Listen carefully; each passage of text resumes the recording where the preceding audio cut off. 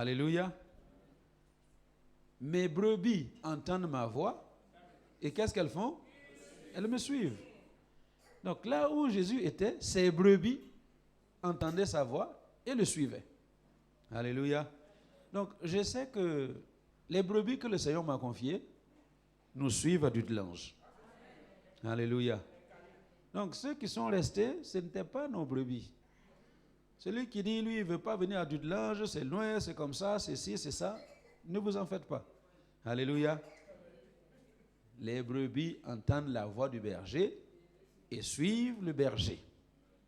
Donc quand vous téléphonerez à quelqu'un qui est en train de faire ses misères, laissez-le tranquille. Alléluia. Voilà. Est-ce qu'on se comprend? Gloire au Seigneur.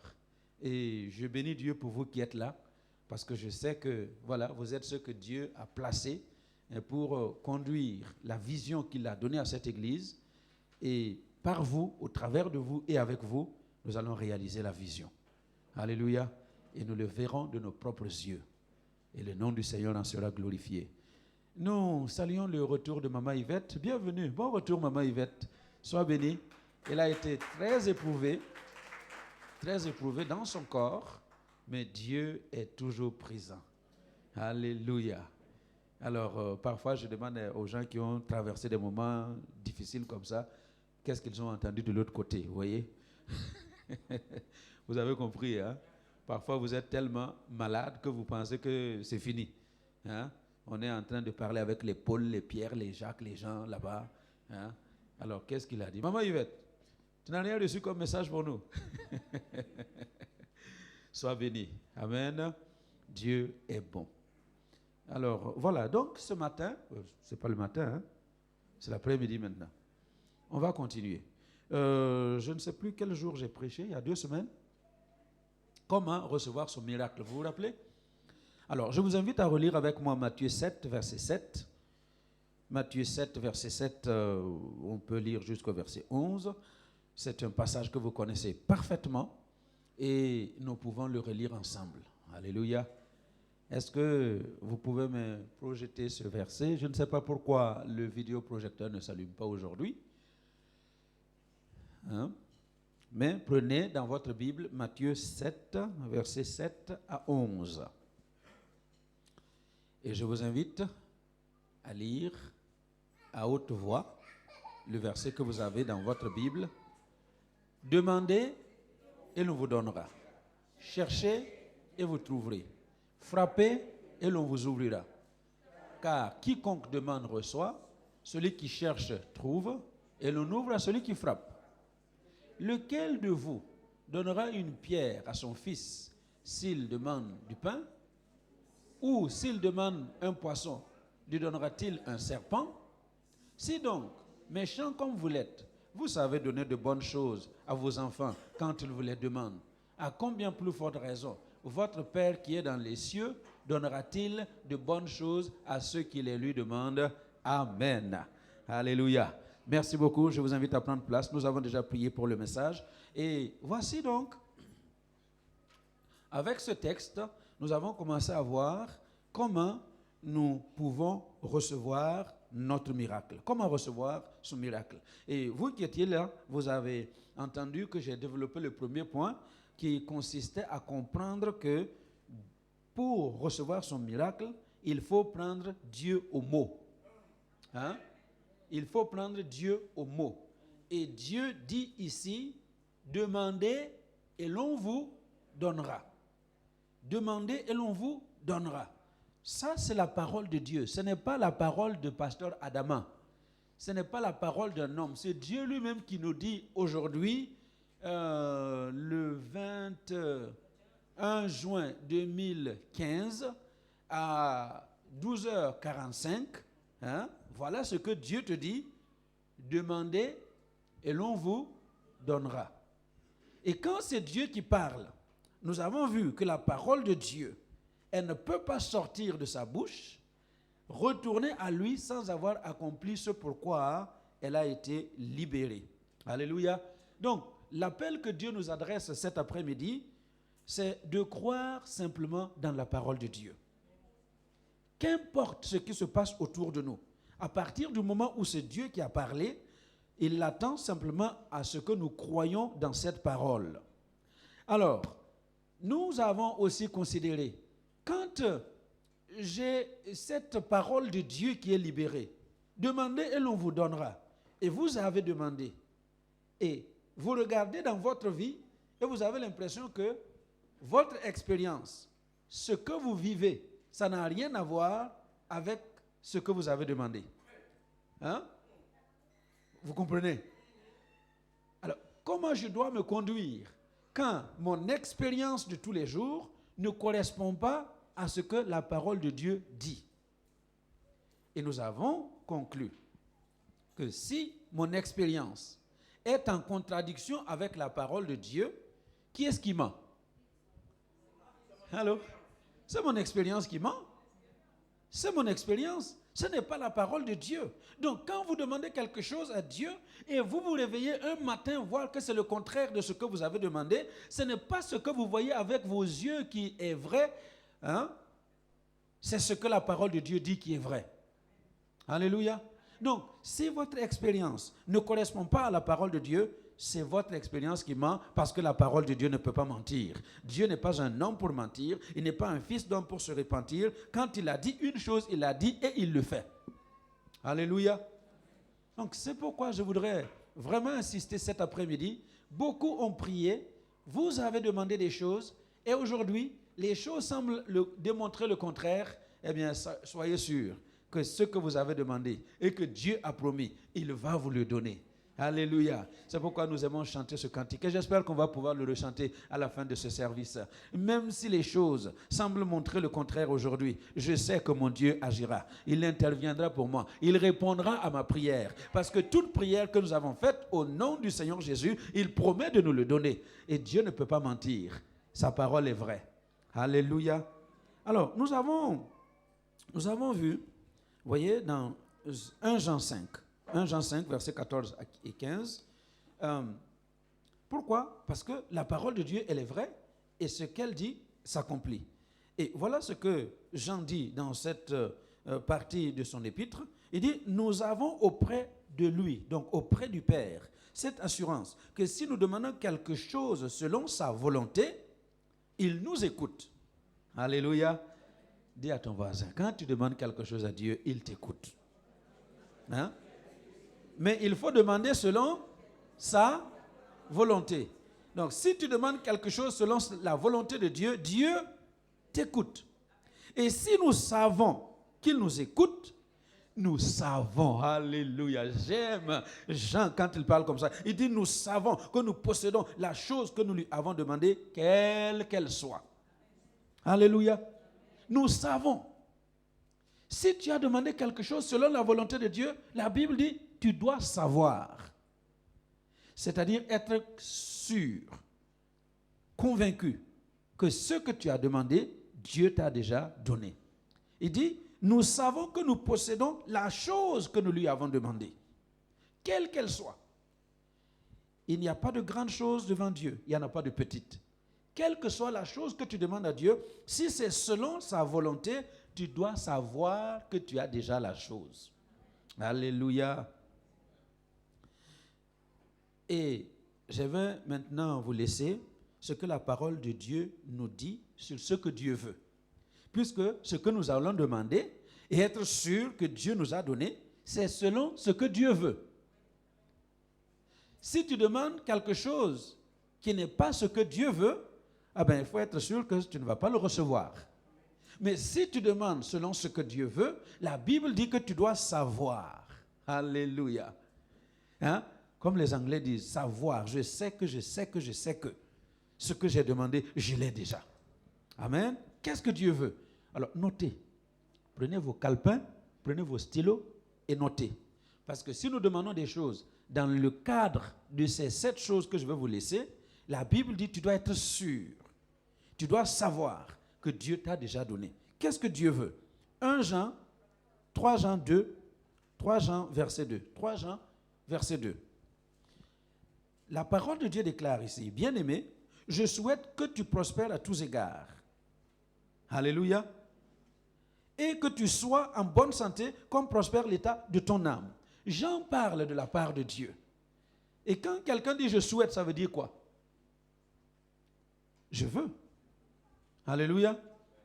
Ah oui. Hein? Je veux. Je souhaite. Donnez-moi un exemple. Parce qu'il a déjà parlé. Que Alexis, parce qu'il a dit une fois qu'il veut être marié. Hein? Je souhaite que Alexis soit marié avant le 31 décembre. Hein? Quoi? Je veux. Alléluia. Et quand Dieu dit ici, je souhaite, je désire, je veux, il dit deux choses. Je veux que tu sois en bonne santé. Alléluia. Je veux, première chose, que tu sois en bonne santé. Dieu veut que tu sois en bonne santé. Dieu ne te veut pas malade. Donc, quelle que soit la maladie qui peut être dans ton corps, ce n'est jamais la volonté de Dieu. Qu'on ne me dise pas que Dieu nous punit parfois, nous met parfois dans un état de maladie pour pouvoir nous parler, pour pouvoir faire ceci, pour pouvoir faire cela. Dieu ne veut pas de malade au milieu de son peuple. En fait, il a dit à Israël, si tu écoutes ce que je dis, si tu fais ce que je dis, toutes les maladies qui ont frappé les Égyptiens, tu ne seras atteint d'aucune de ces maladies-là. Alléluia. Pourquoi? Exode 15, verset 26. Parce que je suis l'Éternel, ton médecin. Je suis l'Éternel qui te guérit. Dieu te veut en bonne santé. Alléluia. Donc, quand tu viens demander à Dieu d'être en bonne santé, tu sais que tu demandes selon la volonté de Dieu. Allô? Donc, quand tu as demandé la guérison c'est dans la volonté de Dieu. La Bible dit qu'en ce moment-là, tu dois savoir. Allô? Que Dieu t'a guéri. Tu es malade, on va prier pour les malades tantôt. Quand on va prier pour la maladie qui te frappe, il faut savoir que Dieu te guérit. Allô? Parce que Dieu ne veut pas de malades parmi nous. Dieu ne veut pas de malades au milieu de nous. Dis à ton voisin, Dieu ne veut pas de malades. Hein? Il ne veut pas que tu sois malade. Alexis, dis à ta voisine, Dieu ne veut pas de malade. Alléluia. La maladie là, ce n'est pas seulement le corps. Il y a des gens qui sont malades dans la tête. Hein, vous les voyez, ils marchent là, ils parlent tout seuls. Vous savez que ça ne va pas dans la tête. Hein? N'est-ce pas? Dieu ne veut pas de malade. Que ce soit physique, que ce soit émotionnel, que ce soit sentimental. Quelle que soit la maladie qui peut vous frapper, Dieu ne te veut pas malade. Il te veut en bonne santé, une tête équilibrée. Quand tu prends tes décisions, c'est en toute âme et conscience. Tu sais pourquoi tu dis, tu sais où tu vas, tu sais ce que tu fais. Alléluia. Deuxième chose, Dieu désire, Dieu veut que tu prospères. Alléluia. Dis à ton voisin, Dieu te veut prospère. Hein? Il te veut prospère. Dieu veut que tu aies l'argent. Voilà, parlons cru. Hein? Dis-lui, Dieu veut que tu aies l'argent. Alléluia. Hein? Il y a des gens qui pensent que c'est mauvais d'avoir l'argent. Non, ce n'est pas mauvais. C'est très bien d'avoir l'argent. C'est très bien. Alléluia. Pourvu que cet argent que tu possèdes est ton serviteur. S'il devient ton serviteur, c'est très bien d'avoir l'argent. Alléluia. Mais si c'est l'argent qui t'a mis un anneau à ton nez avec une corde et puis te tire, là c'est une mauvaise chose que tu as acquise. Alléluia. Donc Dieu ne te veut pas pauvre. Est-ce que vous m'entendez? Nous magnifions la pauvreté. Hein? Et ça contamine effectivement. Dans mon pays, le prototype du bon chrétien, c'est quelqu'un qui n'a rien. Voilà, là tu marches, là tu négocies, tu demandes un peu d'argent à gauche, à droite, ouais, et puis tu es saint. Ça c'est quelle sainteté? La sainteté diabolique.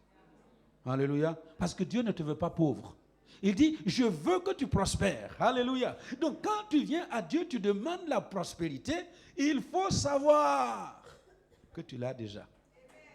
Il dit, quand nous demandons quelque chose selon la volonté de Dieu, nous savons que nous possédons déjà la chose. Donc, vous savez quoi? Ça fait des mois, quelques années, que nous sommes en train de prier pour la prospérité des uns et des autres. Vous savez que dans mon esprit, je sais qu'il y a des millionnaires au milieu de nous. Dans mon esprit, je sais qu'il y a des PDG au milieu de nous.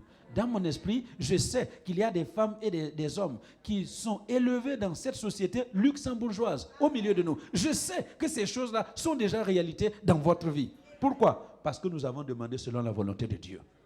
Alléluia. Donc, quand tu as demandé selon la volonté de Dieu, la Bible dit il faut savoir que tu possèdes déjà la chose. Donc, nous avons vu combien de choses que Dieu veut? 2. Donc, 1, Dieu veut que tu sois en bonne santé. 2, Dieu veut que tu sois prospère. 3, Dieu veut que tu sois saint. 1 Thessaloniciens 5, versets 3 à 6. Ce que Dieu veut, c'est votre sanctification.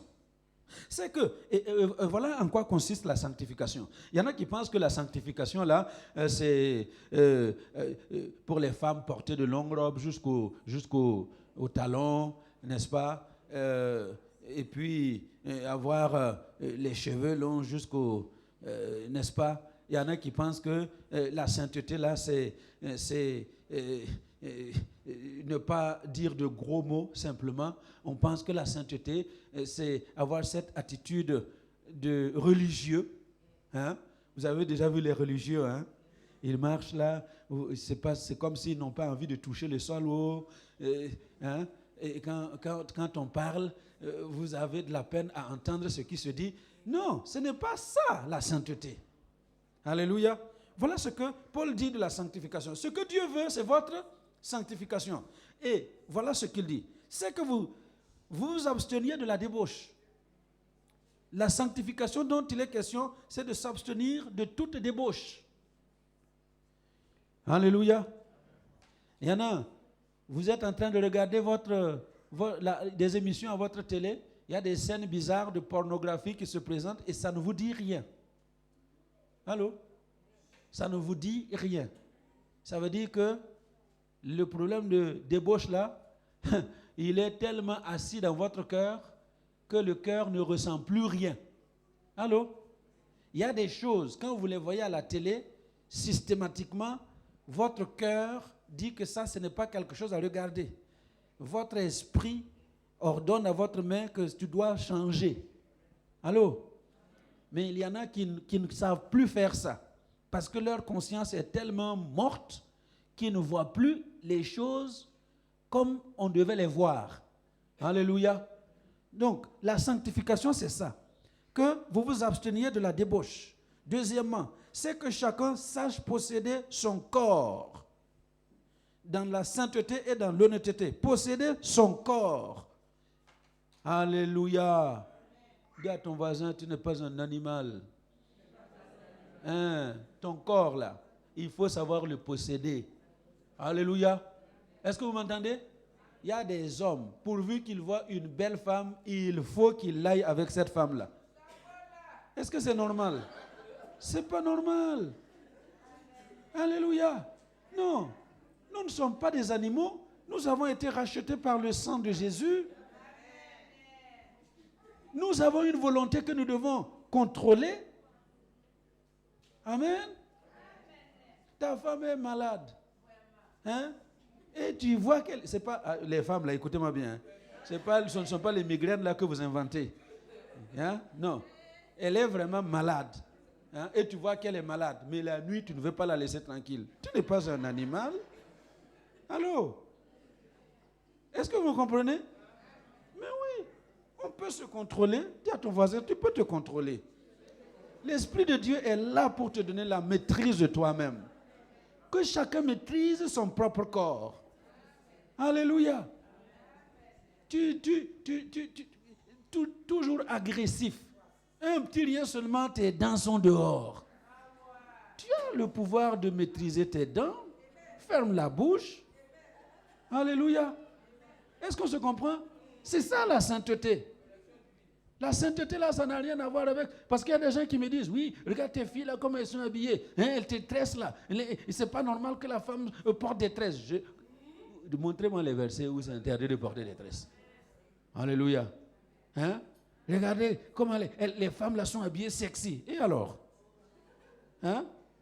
Sont les gens, les débauchés, là, qui voient les femmes sexy. Alléluia. Vous savez quoi? Quand je vous vois, là, vous êtes mes enfants. Hey, venez avec vos histoires là ouvertes, ça ne me regarde pas. Parce que je ne vous regarde pas avec d'autres yeux que les yeux d'un père qui regarde ses enfants. Amen. Alléluia. Amen. On n'est pas des animaux. Nous avons le pouvoir de nous maîtriser.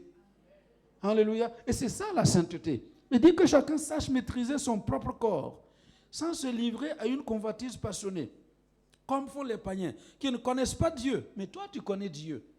Comment tu vas te laisser emporter par la passion comme quelqu'un qui ne connaît pas Dieu? Et puis il dit, je pense que c'est la troisième chose, c'est que personne n'use envers son frère de fraude et de cupidité dans les affaires. Allô? La sainteté, c'est ça. Ne pas frauder le frère ou la sœur. Ne pas être cupide. Ne pas chercher à lui retirer l'argent. C'est ça la sainteté.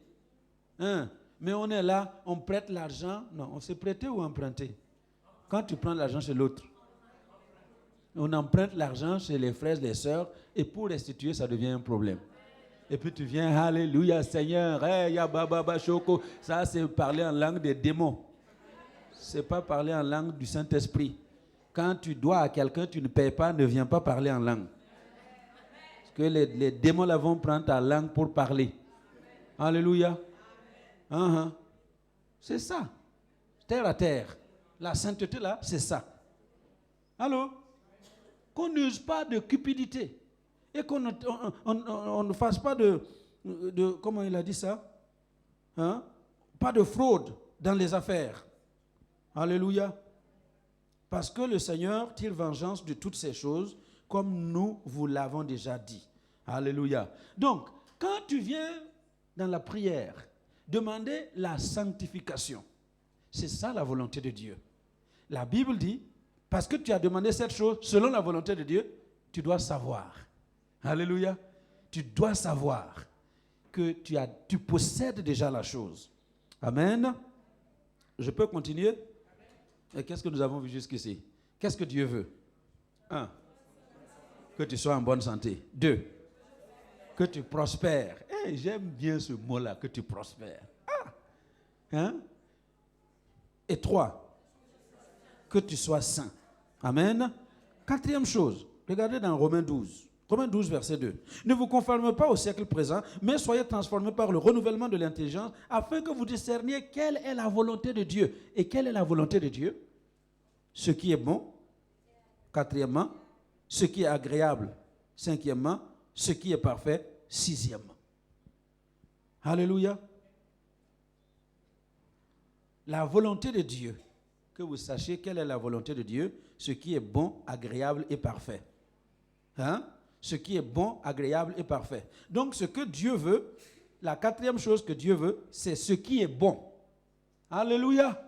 Dieu ne veut pas de mauvaises choses pour toi. Donc quand ta vie traverse de mauvaises choses, ce n'est pas de Dieu.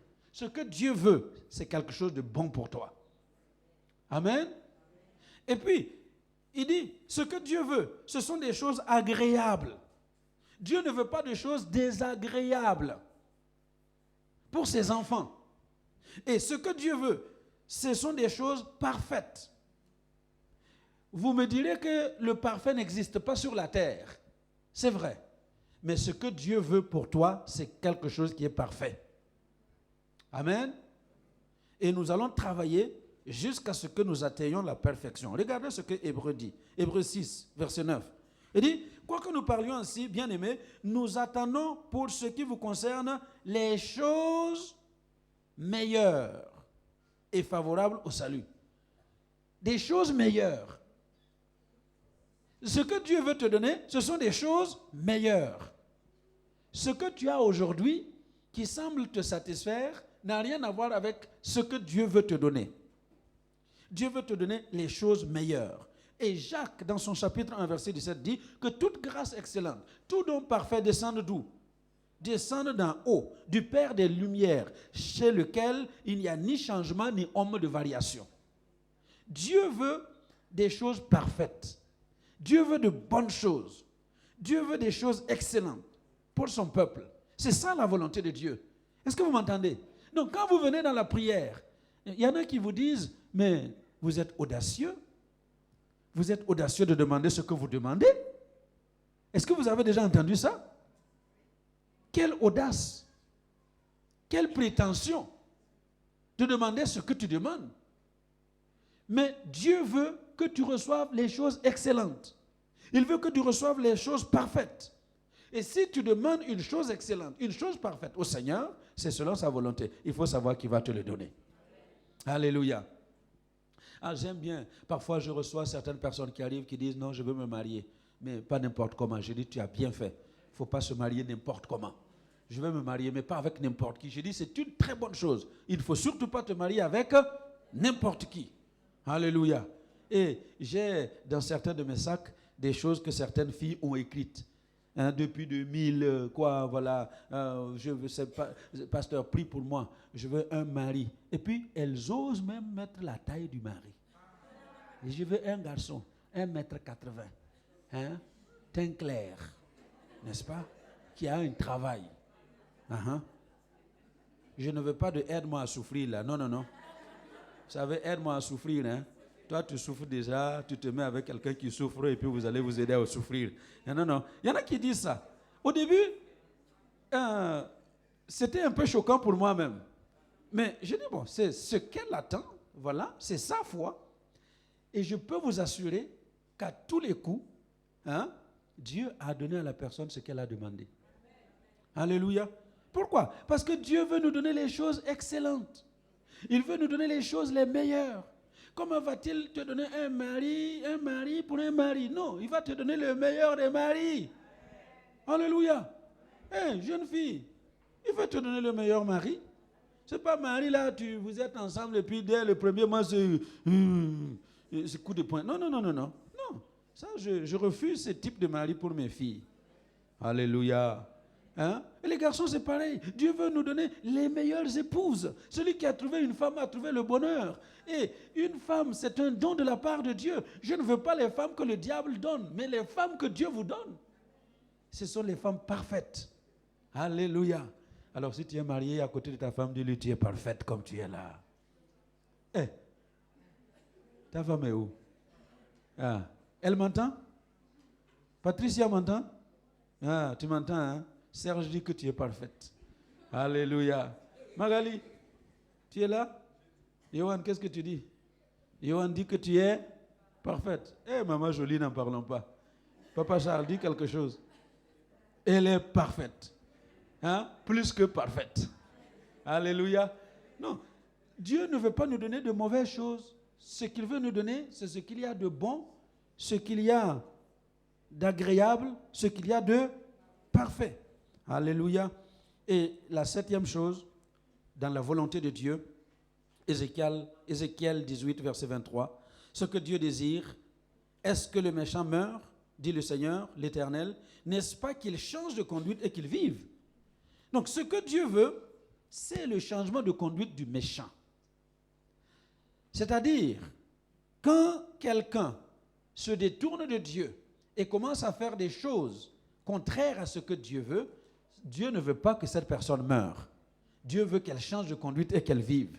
Est-ce que vous m'entendez? C'est pour vous dire, quand vous voyez que vos enfants sont en train de prendre une tournure qui est en train de... ils prennent une tournure contraire à la volonté de Dieu. Tournure contraire à la parole de Dieu. Qu'est-ce que vous devez dire? Quand vous priez, pour que vos enfants changent, il faut savoir, alléluia, que vous possédez déjà la chose. Pourquoi? Parce que vous avez prié selon la volonté de Dieu. Dieu ne veut pas que le méchant meure. Dieu ne veut pas que vos parents qui ne connaissent pas le Seigneur meurent sans connaître le Seigneur. Dieu ne veut pas que vos enfants meurent sans le connaître. Dieu ne veut pas que quelqu'un parmi nous, vos amis qui ne connaissent pas Dieu, meure sans le connaître. Ce que Dieu veut, c'est qu'il change de conduite et qu'il vive. Donc, bien aimé, quand vous priez pour la conversion de quelqu'un que vous aimez, il faut savoir que vous possédez déjà la chose. Et que Dieu, d'une manière ou d'une autre, va trouver le chemin du cœur de cet homme, de cette femme, et va toucher la personne et elle va se donner au Seigneur. Alléluia. Nous avons tellement d'exemples où des gens ont prié, parfois ont désespéré de voir les choses changer, mais à la longue, avec le temps, la chose s'est réalisée. Et c'est ce que Dieu veut faire pour chacun d'entre nous. Alléluia. Est-ce que vous m'avez compris? Donc, nous allons prier tantôt. On va prier bientôt. Et sachez que si vous demandez quelque chose qui est circoncis dans le cadre de ces 7 choses dont je vous ai parlé, c'est dans la volonté de Dieu. Et en ce moment-là, tu dois savoir que tu possèdes déjà la chose. Alléluia. Si vous avez besoin d'un travail, c'est pour la prospérité, n'est-ce pas? Alors, c'est dans la volonté de Dieu. Donc, quand on va le demander, il faut savoir que vous avez déjà la chose. Alléluia. Alors, et puis, voilà, j'ai continué à expliquer que, en fait, les choses sont dans le domaine spirituel libéré et nous devons seulement les voir se manifester au milieu de nous dans le domaine physique, dans le domaine pratique. Amen.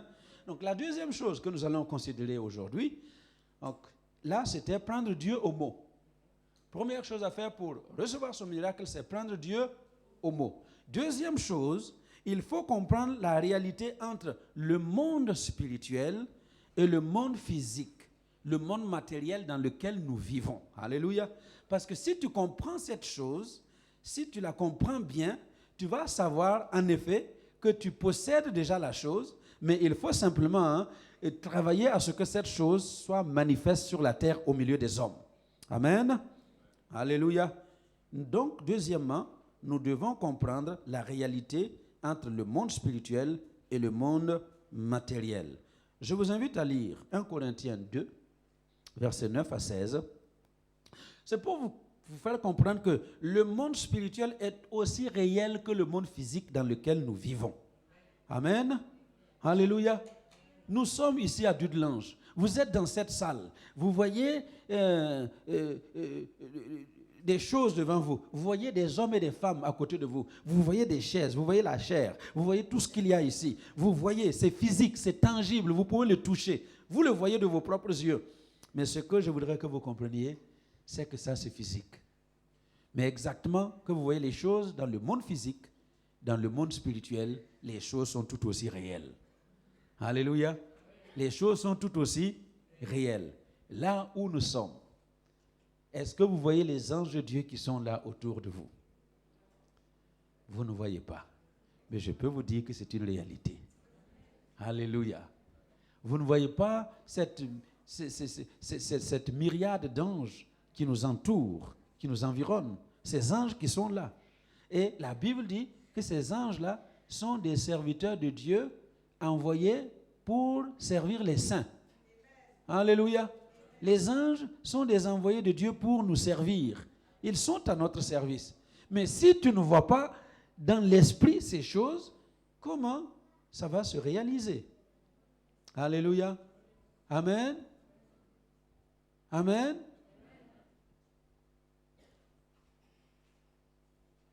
« 1 Corinthiens 2, verset 9, verset 16. Mais comme il est écrit, ce sont des choses que l'œil n'a point vues, que l'oreille n'a point entendues, et qui ne sont point montées au cœur de l'homme, des choses que Dieu a préparées. Des choses que Dieu a préparées. Il a préparé pour ceux qui l'aiment. Demande à ton voisin, est-ce que tu aimes Dieu? Alléluia. Qu'est-ce que ton voisin t'a dit? Alors, si tu aimes Dieu, Dieu a préparé des choses déjà pour toi. Alléluia. Des choses que ton œil n'a pas encore vues. Des choses que ton oreille n'a pas encore entendues. Mais des choses qui sont réelles. Exactement comme tu es assis, réel, au milieu des hommes et des femmes réels, ces choses-là que Dieu a préparées pour vous sont réelles. Il les a préparées pour vous qui l'aimez, pour nous qui l'aimons. Je continue. Dieu nous les a révélées par l'Esprit. Ces choses ne sont révélées que par l'Esprit. Car l'Esprit sonde tout, même les profondeurs de Dieu. Qui donc parmi les hommes connaît les choses de l'homme, si ce n'est l'Esprit de l'homme qui est en lui? De même, personne ne connaît les choses de Dieu, si ce n'est l'Esprit de Dieu. Or, nous n'avons pas reçu l'Esprit du monde, mais l'Esprit qui vient de Dieu, afin que nous connaissions les choses que Dieu nous a données par sa grâce. Est-ce que vous m'entendez? Comment nous allons connaître les choses que Dieu nous a données par sa grâce? Comment nous allons les connaître? Allô? Vous n'avez pas suivi la lecture? Par qui? Par l'Esprit. Donc ces choses qui ne sont point montées hein, dans l'oreille d'un homme qui n'ont pas été vus par un œil, nous avons le pouvoir par l'esprit de connaître ces choses-là.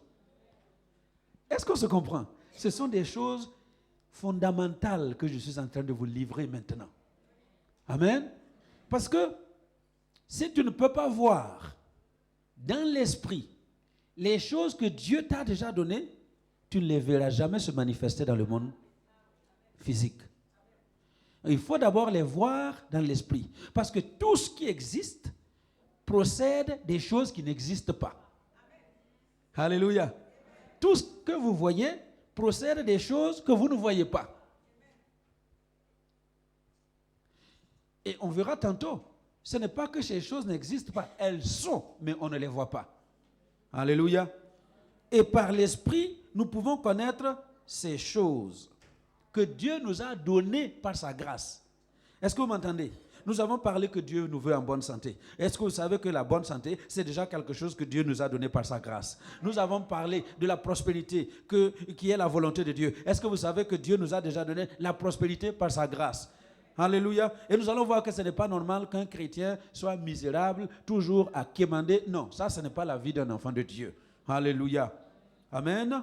Il nous les a donnés déjà par sa grâce. Et puis il dit, et nous en parlons, non avec des discours qu'enseigne la sagesse humaine, mais avec ce qu'enseigne l'esprit, employant un langage spirituel pour les choses spirituelles. Et ce matin, je suis en train de vous employer un langage spirituel pour les choses spirituelles. Et regardez la suite. Mais l'homme naturel, c'est-à-dire l'homme animal, dis à ton voisin, arrête d'être cet homme animal, s'il te plaît. Il dit, l'homme naturel, l'homme animal n'accepte pas les choses de l'Esprit de Dieu.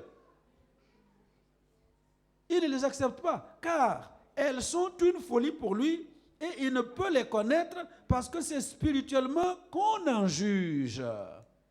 Alléluia. Alors c'est pour cela que parfois il y a des choses qui sont aussi simples à comprendre. Et vous voyez des gens qui ne comprennent pas. Pourquoi? Parce que c'est spirituel. Alléluia. Papa Ngata parlait ce matin de tout ce que nous avons reçu pendant la convention avec des serviteurs de Dieu éminents, qui nous ont parlé de la part de Dieu, qui nous ont libérés des choses formidables. Mais il y en a qui ne comprennent rien. Pourquoi? Parce que ce sont des choses spirituelles. Et il faut être spirituellement averti pour les comprendre, pour les recevoir. Alléluia. Ce sont des choses spirituelles. Alléluia. L'homme naturel ne peut pas les comprendre parce que c'est spirituellement qu'on en juge. Et puis il termine, l'homme spirituel au contraire juge de tout et il n'est lui-même jugé par personne. Car qui a connu la pensée du Seigneur pour l'instruire? Or nous avons la pensée de Christ. Alléluia. Nous avons la pensée de Christ. Tous ceux qui sont devenus enfants de Dieu. Selon Jean 1,12, quand il dit elle est venue chez les siens ne l'ont pas reçu, mais à tous ceux qui l'ont reçu, elle leur a donné le pouvoir de devenir enfants de Dieu. Tous ceux qui ont reçu Jésus comme sauveur, comme Seigneur, sont devenus enfants de Dieu. Et à partir de ce moment-là, il y a eu un transfert qui s'est opéré dans notre vie. Éphésiens 2, versets 4 à 6. Dieu qui est riche en miséricorde, à cause du grand amour dont il nous a aimés, nous qui étions morts par nos offenses, il nous a rendus vivants avec Christ. C'est par grâce que vous êtes sauvés. Il nous a ressuscités ensemble avec Christ et il nous a fait asseoir ensemble dans les lieux célestes en Jésus-Christ. Alléluia.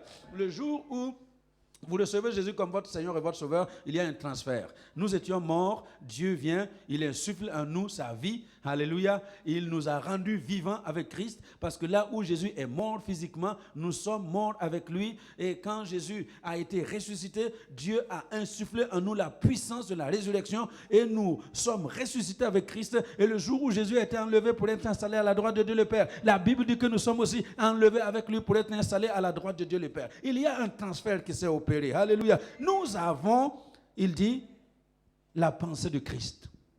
Un véritable enfant de Dieu a la pensée de Christ. Donc quand vous voyez quelqu'un qui vient à l'église, année après année, et qui raisonne contraire à la pensée de Christ, ce n'est pas un enfant de Dieu. Alléluia. Désolé de le dire, Mais il y a des fréquenteurs d'église. Il y en a, leur seule tâche, c'est de fréquenter. Mais un enfant de Dieu a la capacité de comprendre les choses de Christ. Parce que nous avons la pensée de Christ. Est-ce que vous m'entendez? Demande à ton voisin, est-ce que tu as la pensée de Christ? Alléluia.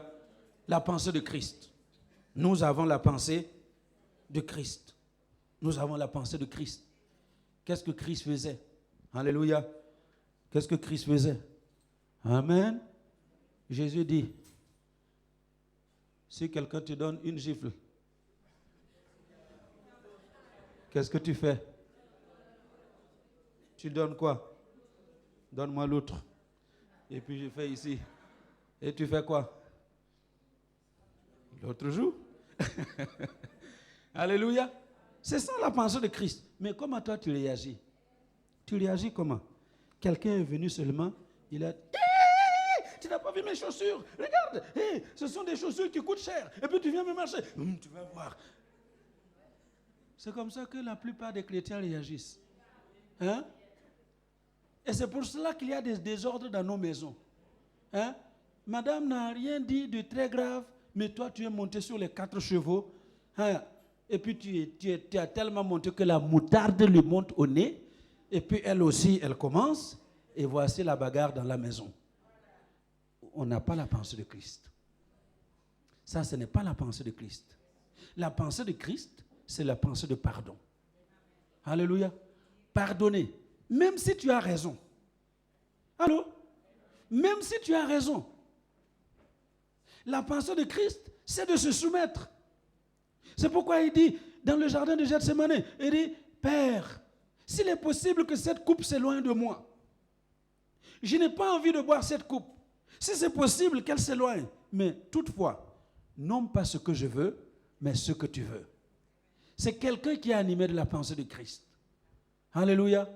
La pensée de Christ, c'est la soumission, c'est l'obéissance. La pensée de Christ, c'est l'humilité. Parce que Christ était animé de sentiments humbles. Et c'est pourquoi Paul dit aux Philippiens chapitre 2 que lui qui était l'égal de Dieu, il n'a pas regardé son égalité comme une proie arrachée, mais il a accepté de revêtir la nature humaine, de descendre au milieu des hommes, de vivre sur la terre parmi les hommes et de souffrir comme un homme, de connaître ce que l'homme connaît. Et il est mort comme un vulgaire brigand. Et la Bible dit à cause de cela, alléluia, à cause de cela, Dieu lui a donné le nom qui est au-dessus de tous les noms, afin qu'au nom de Jésus, tous genoux fléchissent et toute langue confesse que Jésus-Christ est Seigneur, à la gloire de Dieu le Père. Alléluia. Mais nous voulons la gloire et nous ne voulons pas l'humilité. Alléluia.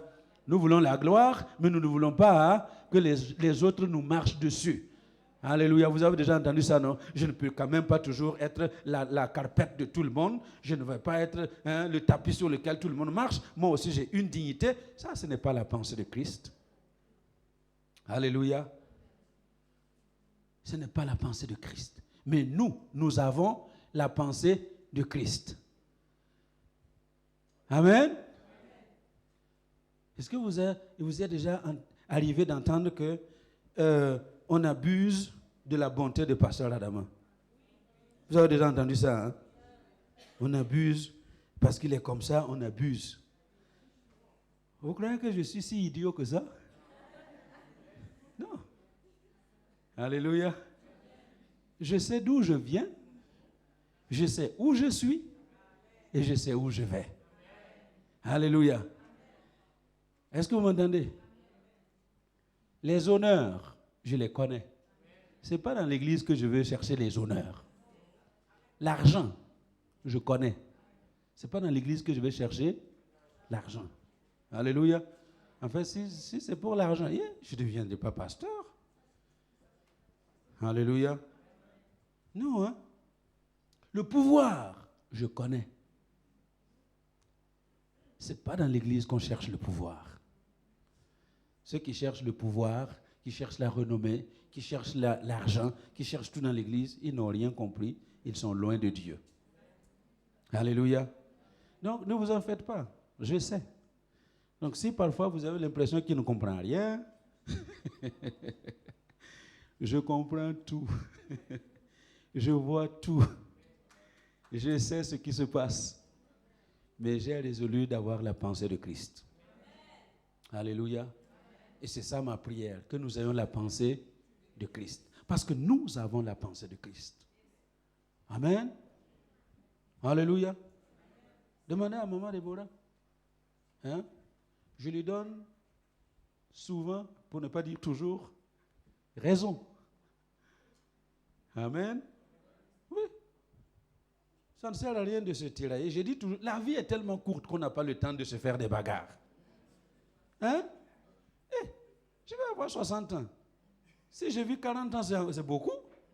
Hein? Donc, pour 40 petites années, là, je vais commencer à faire la bagarre dans la maison. On n'a pas le temps de faire des bagarres. C'est vrai, non? Oui. Donc, vraiment, ça me saoule, je parle comme les jeunes gens. De voir les gens en train de se chamailler dans leur maison, de faire des histoires sans tête ni queue. On n'a pas le temps à ça. Alléluia. Prends ta femme, sors un peu. Et voilà, le peu que tu as là, va manger, même si c'est un kebab. Amen là. Vous allez manger le kebab face en face. Alléluia. Amen. Oui. Et si tu as un peu d'argent, prends les enfants, allez chez KFC, allez, asseyez-vous. Je déteste cette viande-là, mais voilà, de temps en temps, on s'assoit là-bas et puis on fait semblant de manger. Alléluia.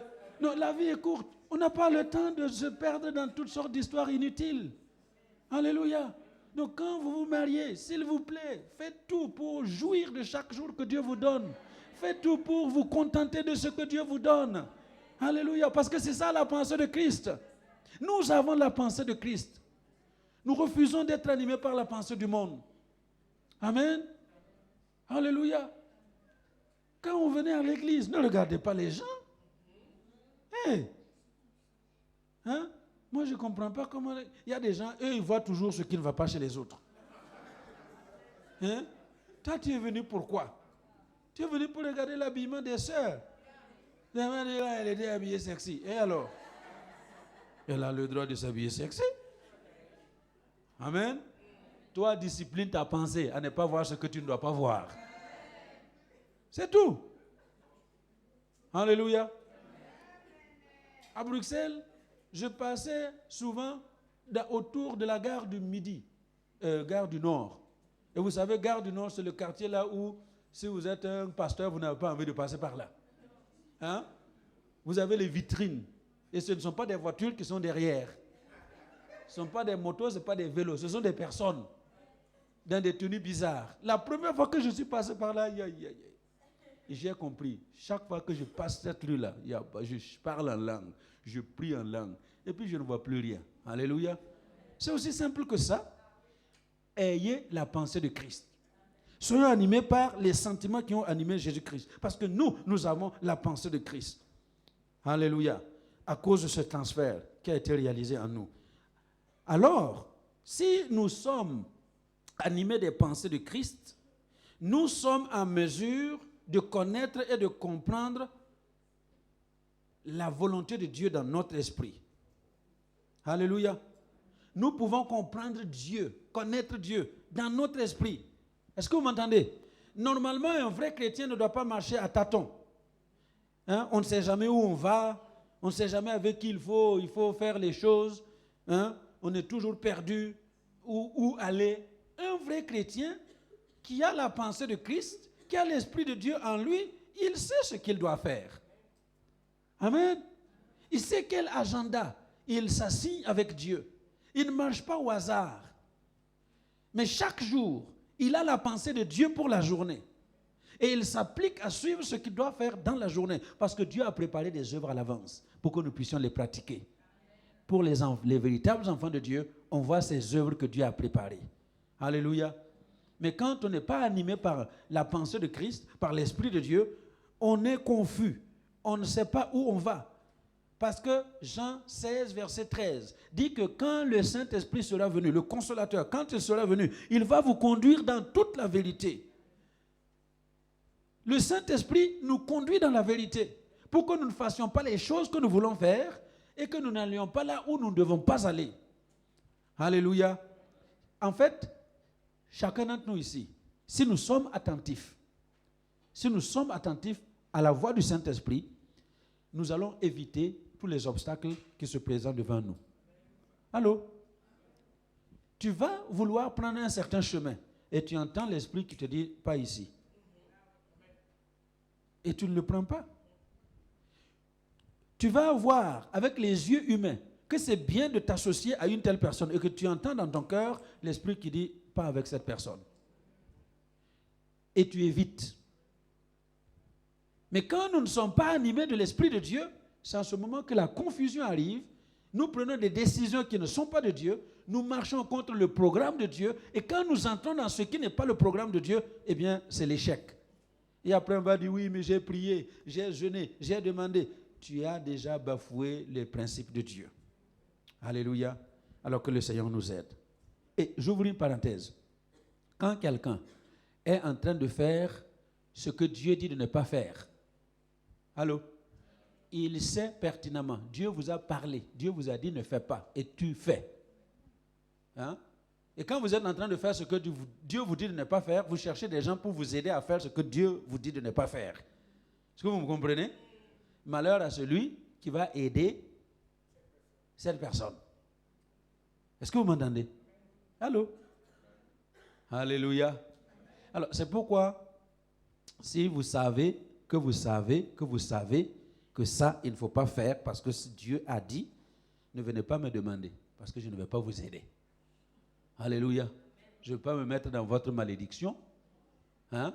Pourquoi? Parce que si Dieu vous a parlé, eh ben, je n'ai pas à m'opposer à ce que Dieu vous aura dit. Est-ce qu'on se comprend? Alléluia. Nous sommes de Dieu et nous avons la pensée de Dieu. Alléluia. Alors, écoutez-moi bien. Donc, quand nous prions, hein, Matthieu 7, verset 7, demandez et nous vous donnera. Amen. Et au verset 8, il dit, car on donne à celui qui demande. Donc, quand nous prions qui? Dieu. Au nom de Jésus. Or, Dieu est esprit. Alléluia. Vous n'allez pas voir Dieu devant, assis, comme Papa Angatala est assis. Je vais lui dire, ah, Dieu, voici mon problème. Non. Nous prions un Dieu qui est esprit. Jean 4, verset 24. Dieu est esprit et il faut que ceux qui l'adorent en esprit et en vérité. Quand nous prions Dieu qui est esprit, qu'est-ce que Dieu fait? Il répond à notre esprit. Alléluia. Suivez-moi très bien. Quand tu pries, Dieu est esprit, il répond à qui? À ton esprit.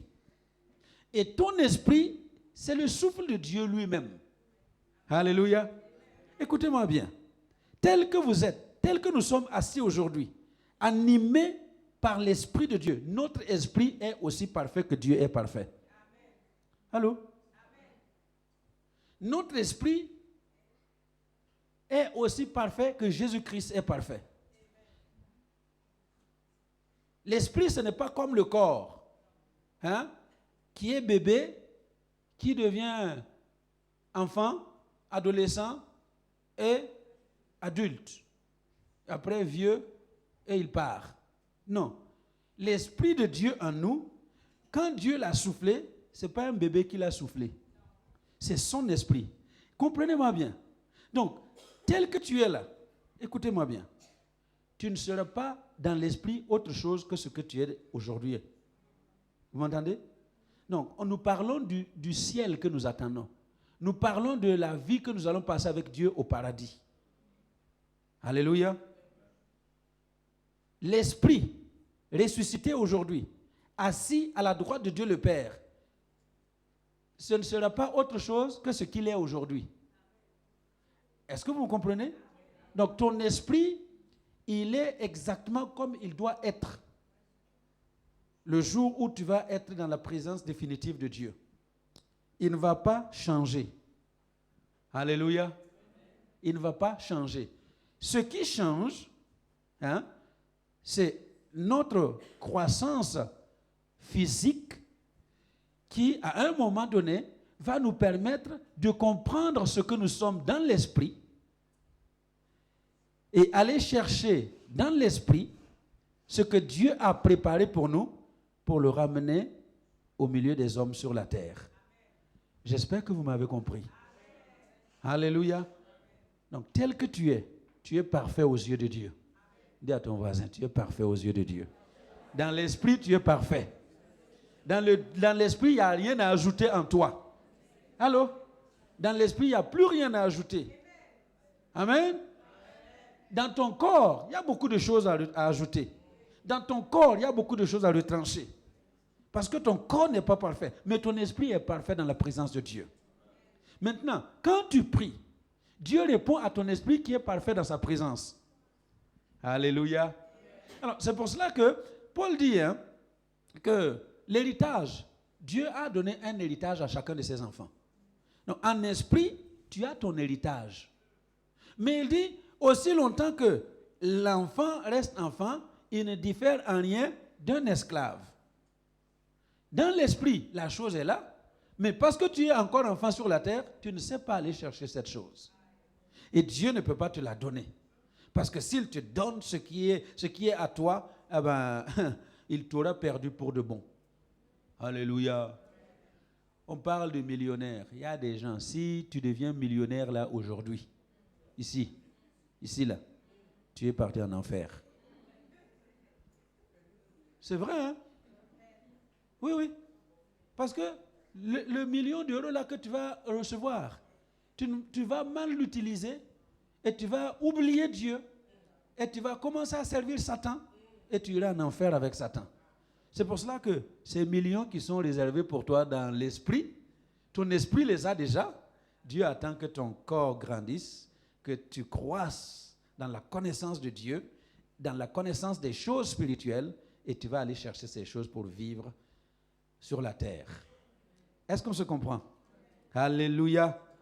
Donc, quand nous prions, Dieu qui est esprit répond à notre esprit. Maintenant, notre seul problème, c'est de savoir comment aller dans le monde spirituel, parce que je vous dis que les choses spirituelles sont tout aussi réelles que les choses physiques que nous vivons. Amen. Il faut savoir seulement comment aller les chercher pour que cela devienne réalité sur la terre au milieu des hommes. Alléluia. Alléluia. Alléluia. Et vous vous rappelez, je pense que je l'ai expliqué, mais je le rappelle pour ceux qui sont là pour la première fois, pour que nous comprenions que le monde spirituel est tout à fait réel, comme le monde physique. Dans 2 Rois 6, vous vous rappelez? Dans 2 Rois 6, qu'est-ce qui se passe dans 2 Rois 6? Israël est en guerre avec les Syriens, et la Bible dit que le prophète Élisée, qui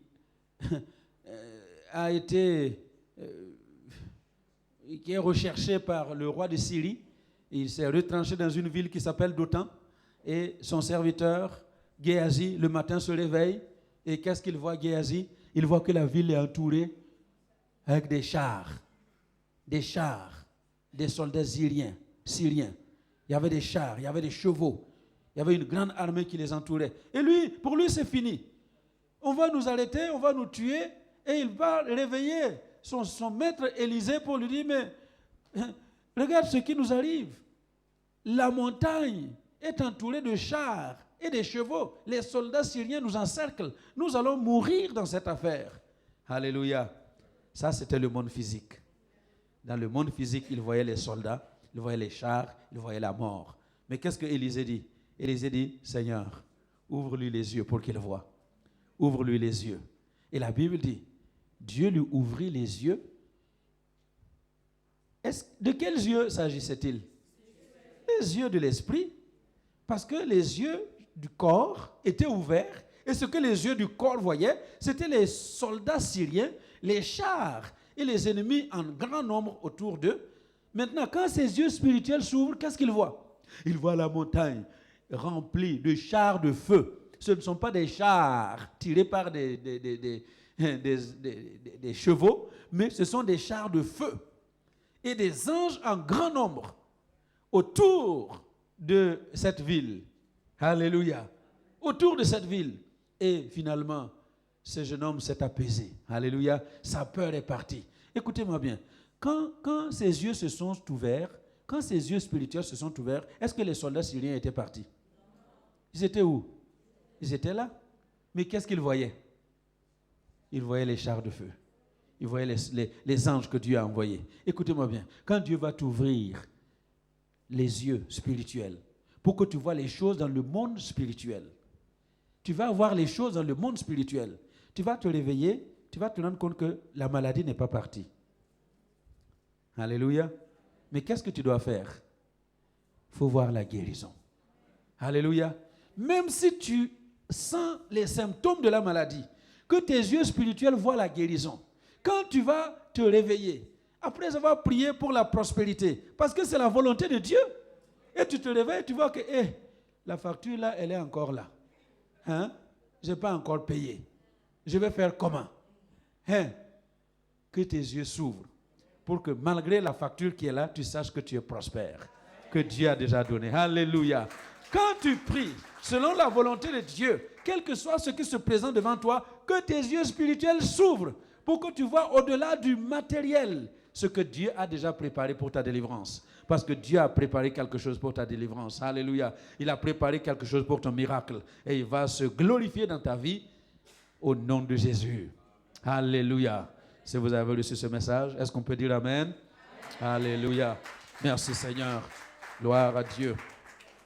Alors je vais arrêter comme ça. Je vais continuer à 14h30 parce que j'ai quelque chose de très important pour terminer. Alléluia.